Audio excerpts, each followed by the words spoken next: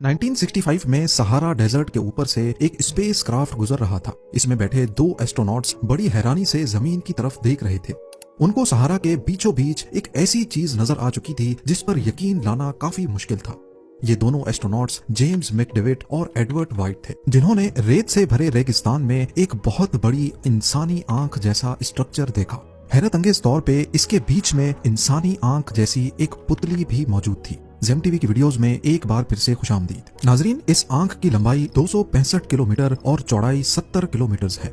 इसका total area 18,500 square kilometre से भी बड़ा है। यानी इसमें मुंबई जैसी 30 सिटीज और कराची जैसी 5 सिटीज आसानी से फिट आ सकती हैं।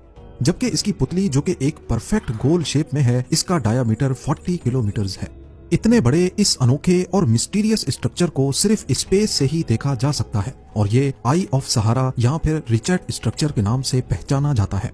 यहाँ आपको लग रहा होगा कि ये किसी बहुत बड़े एस्ट्रॉइड इम्पैक्ट का निशान है, पर हकीकत में ऐसा नहीं है। यहाँ साइंटिस्ट्स को आज तक किसी एस्ट्रॉइड इम्पैक्ट के सबूत नहीं मिले हैं। यही वजह है कि इस स्ट्रक्चर ने आज तक साइंटिफिक कम्युनिटी को गहरी कशमकश में डाल रखा है।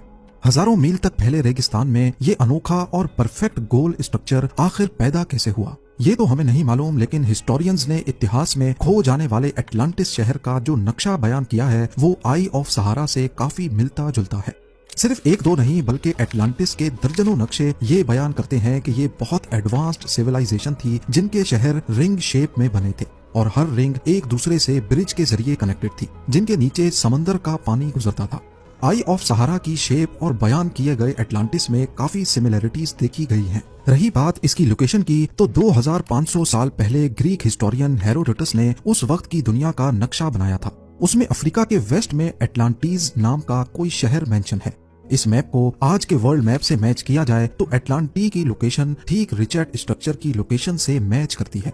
सिर्फ इस मैप पर ही नहीं, बल्कि 2000 साल पहले रोमन जियोग्राफर पोम्पोनियस मेला ने भी एक वर्ल्ड मैप बनाया था। इसमें भी एटलांटिया नाम का शहर मेंशन है। इस मैप की ओरिएंटेशन ईस्ट की तरफ है, लेकिन अगर इसको घुमाया जाए और नॉर्थ को ऊपर किया जाए तो यहाँ पर भी देखा जा सकता है कि सहारा के नॉर्थ वेस्ट एरिया में इन्होंने एटलांटिया या फिर एटलांटिस को दिखाया हुआ है, जहाँ पर एटलांटियंस बसते थे। एक बार फिर से इसमें एटलांटिस की लोकेशन आज के रिचर्ड स्ट्रक्चर या आई ऑफ सहारा से मैच करती है। रिचर्ड स्ट्रक्चर को जमीन से देखा जाए तो इसकी रिंग्स इतनी बड़ी हैं कि किसी को अंदाजा भी नहीं होगा कि वो इनके बीच में खड़ा है। यहाँ आर्कियोलॉजिस्ट को ऐसे कोई एविडेंस नहीं मिले जिससे ये जाहिर हो कि यहाँ 12,000 साल पहले कोई इंसानों की सिविलाइजेशन बसती थी। लेकिन दूसरी तरफ पूरी दुनिया में रिचर्ड जैसा कोई और स्ट्रक्चर कहीं भी नहीं देखा गया। यही वजह है कि ये साइंस के लिए एक मिस्ट्री बना हुआ है। रिचर्ड स्ट्रक्चर के अलावा सहारा डेजर्ट अपने अंदर और भी कई राज छुपाए बैठा है। अफ्रीकन सहारा का नाम सुनते ही हमारे जहन में कड़कती धूप, ना खत्म होने वाले रेत के टीले और बेइंतहा गर्मी का ख्याल आता है।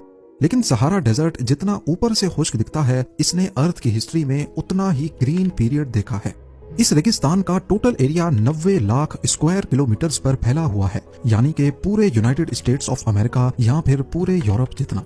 सहारा इतना बड़ा है कि इसको टोटल 11 कंट्रीज आपस में शेयर करती हैं और ये मुसलसल बढ़ता ही जा रहा है। हर 100 सालों में सहारा का एरिया 10% के हिसाब से बढ़ रहा है। पर आखिर ऐसा क्यों है और ये इतनी ज्यादा रेत आखिर आई कहां से?